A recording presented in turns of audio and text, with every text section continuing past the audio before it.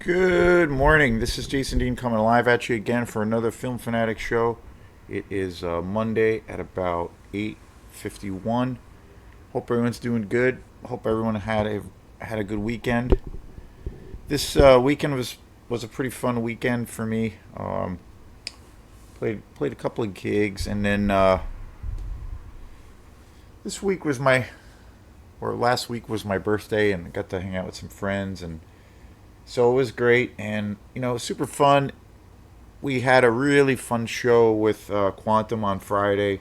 This past Friday, we played at this new venue, the down in Thomaston, Maine, the Hilltop Tavern, which is a very cool place. It's a new pub that just opened. Very cool atmosphere. I don't know, it's just a cool vibe. Really good food. So it was our first gig there. We played like a 3 hour set there, and it was. We have another gig coming up at the same place, this very same place next month. So very excited about that. I like the uh, I like the longer gigs for the most part. Yeah, on one hand, it's obviously it's more work and stuff, and but I like the longer gigs. Most gigs are usually around 3 hours or so, and I don't know. I just enjoy it more because you can play more of you given it you're kind of given more. I feel like I'm given more of a chance to kind of play a little bit more of a variety of songs and tunes. And I always love trying to dial in or like focus on what kind of the vibe is, or kind of what's going on, and trying to play to that, or and trying to create that space or that vibe with what's going on. That was when we first started playing. Originally, we were supposed to play at 7 o'clock, but they had a bunch of last minute reservations, so they asked us to play later, 8 o'clock. So we started later, and when we got there, it was busy when I started to set up. But then around 7:30 or so, the place was like totally packed. It was kind of nuts, and it was really loud. And I remember talking to the owner, a couple of minutes before we were going to go on, and she's like, "It's really loud in here, so you guys can play really loud." And I thought that was kind of funny because that doesn't usually happen. Usually, if anything, the people are who run a club, or if there's a big dinner crowd, a lot of the times you really have to be careful of your volume and all those kinds of things. But for this scenario, it wasn't the case. We just kind of played a little bit louder than normal, I guess. And so, but it was fun, and it took us a little while to kind of get our bearings. We had a couple little sound issues, but once we got going, it felt really good. And I love, and I've said before in a lot of other videos, and and other times, I always feel like it takes me a long time to kind of warm up. To kind of like, sometimes you have your gigs or shows where you feel like you're in the zone, and it's like maybe all that practice is paying off, and you're kind of you're a different person when you're on stage, or you just go on automatic pilot, and you're not like worrying about technical things. You're just playing, and you're having fun, and it kind of feels second nature. That's usually what I strive for. I think what most artists try to strive for, as far as when it comes to performing your material, and that's hopefully where all the practice pays off. And then you have shows of where you might not really get into that space. But I always attribute that when I feel like it does happen, and occasionally feels like like it that does happen. I usually always attribute that to when hopefully it's really rehearsed and put together well, but where you have the case where you can kind of warm up, and on longer sets, I feel help that kind of a thing. Sometimes it's mixed. We have sets of where we're only playing 2 hours, or sometimes these short little sets. So it's always a little bit different. Sometimes like you have to kind of step it up when you have a shorter set, and you only have a little bit of time to kind of bring what you need to what you need to say and what you want to try to do with the music. And also, it's a thing of like, you can't force things. Even I feel you can't force things. It has to be organic too. Even in the case of like material that you're performing that is very well rehearsed, it's always a fine balance. But overall, I always feel, being a drummer too, I feel like when we have longer sets in general, or if I'm involved with longer sets, if it's going to be a pretty good night or a pretty good day for a gig, again, it doesn't always happen. Sometimes you just, miss that mark. But days of, or times of where you feel like it's really clicking or it's happening, it's always that case of slowly warming up and getting into that zone and kind of opening up those passageways. So it's always a fun experience, an interesting experience that way. So today's show is going to be on this movie that I've never seen before. It's part of this whole big giant video hall series I've been doing. I went to Opera House Video or I should say it was a week from last Saturday. It was a pretty crazy day because it was during that Saturday when I went. It was during a hurricane. We had a hurricane pass through Maine, and it was pretty chaotic, but I feel like it could have been worse. I lost power for about 6 hours. Some people lost power for like a day and a half. Some people didn't lose power. Luckily there wasn't. It was a lot of wind, heavy wind, lots of rain, but it wasn't terrible out. I didn't think it wasn't like. I didn't hear stories or see too many reports of like really bad flooding, and things like that. And I did, lose power, but I thought the power was going to be out for a longer period of time, but 5 or 6 hours was enough. But in the midst of that chaos, I went to the sale and I went to Opera House Video and bought a whole bunch of movies. And then and then that same day, I also went to Bull Moose Music in Bangor and bought a whole bunch of new movies. So I got a shit ton of movies, and it's been a super fun little journey. And I've been slowly working my way through watching all my new purchases. So this is a movie that I've never seen before, and this is one of the movies that I bought at Opera House Video, and super awesome movie. And the movie stars Rutger Hauer and Omar Sharif, who I'm a huge Rutger Hauer fan. Probably my favorite movie by him, and also the first movie I ever saw with Rutger Hauer was Blade Runner. Just one of the greatest sci-fi classics of all time. And this movie is just wild, and it's called Beyond Justice.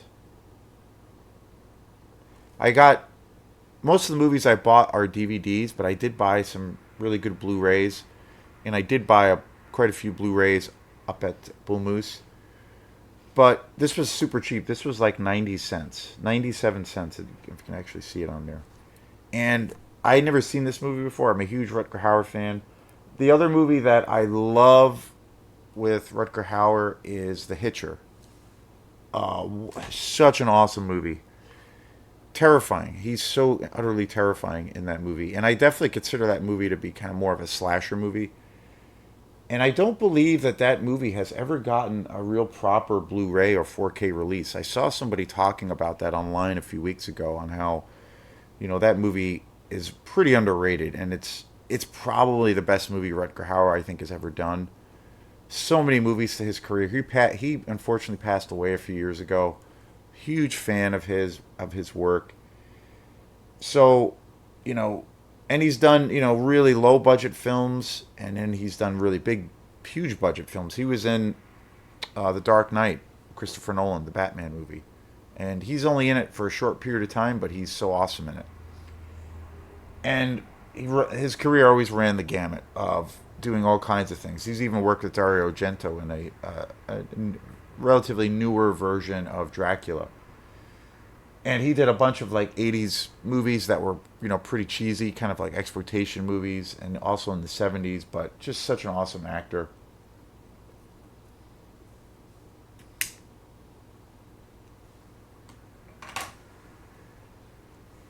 But I saw this and I was like, "Oh, this movie's going to be mine." And I snagged it up, and I'm so excited to talk about this movie. First time viewing. This movie also stars Omar Sharif. I mean, I was just like, wow, what a combination. Omar Sharif, just such a huge, icon in heart in the world of cinema. Just the Doctor Zhivago. I mean, Lawrence of Arabia. Just incredible, incredible movies. Man, when it comes to films or film, I definitely regard Doctor Zhivago and especially Lawrence of Arabia with Peter O'Toole to be just high art Hollywood films. I mean, just incredible. So many great films to his career. So I was like, wow, really intrigued that Rutger Hauer, to see a film with Rutger Hauer and Omar Sharif in the same movie. And this film was it came out in 1991. It was directed by Duccio Tizian, and it's interesting because it's an Italian movie. It's all Duccio Tizian is a Italian director, and if you look at the credits for this film, it's all Italian. The whole cast, I would say, is comprised of mostly American actors, but the whole team of filmmakers, they're all from Italy. And the thing that I loved the most about this movie was, and I was really blown away by it, is the film score. And the film score was written and performed by Ennio Morricone, who is, one of the greatest composers ever, who also recently passed away. Ennio Morricone is like one of my favorite composers. He's most well known for working with Sergio Leone, on all of the classic spaghetti western films. Just amazing, amazing. And the music he did for this movie is just incredible. I have to say, out of all of the music and all of the amazing films that he's worked on or that he did work on, this is like this score for this film is truly something else. Like, it's really haunting. It's beautiful. It's kind of frightening at times. It's beautiful and sweeping, and it's completely it's so epic. And just his music is used throughout the entire film, so it's really beautiful, and it's got a lot of emotion. The cinematography for this film is amazing. The premise of this film is really interesting too. Rutger Hauer plays the CIA agent who's like this ex CIA agent who's hired by this woman to basically find her son, who has been kidnapped by this Middle Eastern kind of terrorist group. And because her husband is from the Middle East, and he has all of these ties to these various terrorist groups, and he ends up like basically kidnapping the son, and this organization is kind of in the business of performing all these terrorist acts, but they're also kidnapping and torturing these people. And Rutger Hauer is hired by this woman, by the mother, to go find her son. And this movie all takes place in Morocco, and all of these really beautifully exotic locations in the Middle East. And most of the movie, about 95% of the film, takes place in the desert. And the cinematography for this movie is gorgeous, like amazing. And it's a real interesting combination of aesthetics and I think styles for this film. Because it starts off and it feels like kind of like this Italian exploitation movie. The dialogue, it's really kind of gritty. It's like slightly cheesy in the beginning, but it feels like a just like an Italian knockoff of a like an American action movie. And then the tone of the film changes, and and it feels like the film just gets larger and larger and bigger and more. And then before you know it, you're kind of lost in this film where it feels like you're in this, epic, epic film, and it takes on like a character, like characteristics of something like Lawrence of Arabia, where it's just this larger than life, epic film, and it's awesome because I love how it has this, especially the first half of the film. It has this kind of Italian exploitation vibe, but then it takes on this giant kind of Hollywood kind of aesthetic. So it's a really cool combination. At least that's what I got from the film, of like two worlds, of like the exploitation world, but then also like high art, big budget Hollywood, kind of sandwiched together. And it's the action for this film is just incredible. The body count for this movie is unbelievable. Rutger Hauer, who goes to the Middle East and tries to track down her son and eventually finds this woman's son, he brings like a whole group of these henchmen, these gunmen, and they just like kill so many people. This film has such a high body count. There's all these great action sequences in the desert that, and again, all of the sequences that take place in the desert are just gorgeous, beautiful, really, really beautiful. And combined with the sweeping and amazing score by Ennio Morricone is awesome, just really, really awesome. This DVD copy is, the quality is not very good. It's okay. It's worth having. It's okay. It's not great, but buying this, I would imagine seeing this film on like Blu-ray or 4K, like a really nice transfer, would be just next level. Like, because it's the cinematography and the music is so gorgeous in this movie, I would just kill somebody to buy this on Blu-ray or 4K. It's that good, and it's funny because when you look at the cover and even the title and then the back of this film, it looks like a total Italian exploitation movie. It's and it looks like kind of cheesy and amazing at the same time, and it definitely has that. It's which, like I said in the beginning of the film, the setup, and this film is it clocks in a little less than 2 hours. It's an hour and 46 minutes, and it does have that feel. It very much it feels like a low budget Italian exploitation movie, like a knockoff of like an American action movie. But again, once the movie kind of opens up and you get more and more information as to what's going on, it it opens up to where you're in this huge kind of epic film, and everything's on this really big scale. So it's interesting, the tone of the film, and I definitely feel it's like a combination of both worlds. The exploitation world, but then also big Hollywood. Films, big Hollywood films with a big budget. It's a cool combination. Great action. There's a really cool love interest between Rutger Hauer's character and this woman. They eventually kind of fall in love, but it's done really, really well. So it's kind of got this love story that's not like cheesy. It doesn't have all of these cliches. It's actually very genuine and very well done. The and again, the action is just tremendous. Rutger Hauer is he's also just so badass in this movie. It's just another example of how much I love him. And he's definitely, like I've said this before about other actors, but I think even more so with Rutger Hauer, he's got such presence on the screen. And, he can be in a terrible movie, and still be just amazing. And now that I think of it, I can't really think of a film that he's been in that's been bad. And he's been in some films that are considered to be not really all of that great, not all that great.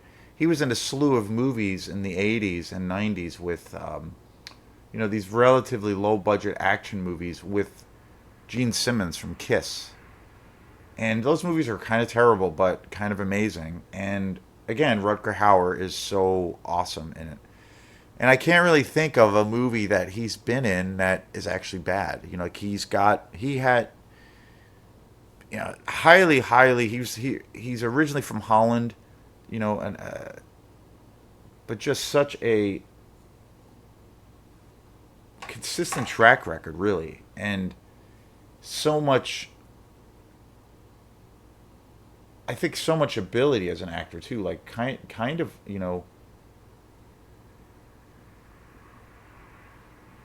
I should say no. He was, yeah. He's a Dutch. He was born in Rutger Hauer was born in 19 or January 23 in 1944, and he was born in the Netherlands. And he quickly became kind of an American sensation as an actor. But again, I think his, I think he was, I think as an actor, he was underappreciated as an actor. I think he had such tremendous ability to do such a huge range of different films and play so many different kinds of characters. And when you look back at his career, Blade Runner, for instance, or Hitcher, or even Lady Hawk, so many movies, and this movie here, Beyond Justice, he really is a chameleon. I mean, he really plays a different character in each film. He doesn't have this thing of where he's playing Rutger Hauer. I mean, he was in so many movies during his career. He never, even when he got older, he never became like a parody of himself. Case in point, like those kinds of things have happened with a few American actors like Al Pacino or Robert De Niro. And pretty much he's been around as long as those guys, and he never really, was in that situation or never played that card in his career. He was always doing something new and different, kind of always reinventing himself. And I've always felt that's why he's like one of my favorite actors. A few years ago, he did this kind of modern grindhouse film called Hobo with a Shotgun, which is a pretty awesome movie. I'd love to see it again and eventually buy it. And that came out fairly recently, but amazing. And again, this is a fantastic movie. Like I said, I would love to see this on Blu-ray. Beyond Justice, super awesome, and a great combination of Italian exploitation and big budget Hollywood action, or like a big budget American like epic film, like shot on this really big scale. So real interesting kind of juxtaposition of styles as far as filmmaking goes. Yeah, can't recommend it enough. And it came out in 1991. It feels like this movie is older. It feels like it's from like the early 80s or even late 70s. It's kind of got that grit to it. But awesome movie. Never seen it before, so I'll keep my eyes peeled, in my travels to see if I can find this movie on Blu-ray, because it would definitely be pretty sick. So thanks again. This is Jason Dean, and we will see you next time. Peace.